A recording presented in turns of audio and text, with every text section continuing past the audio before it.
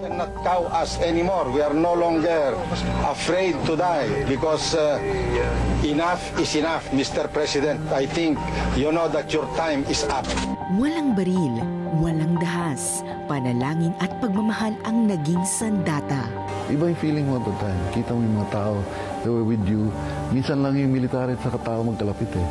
And nakita namin yung support sa amin, pagmamahal sa amin. And of course yung feeling namin na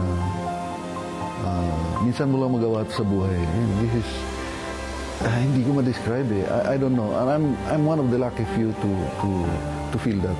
Naramdaman ko na ito pala yung pagmamahal sa bansa.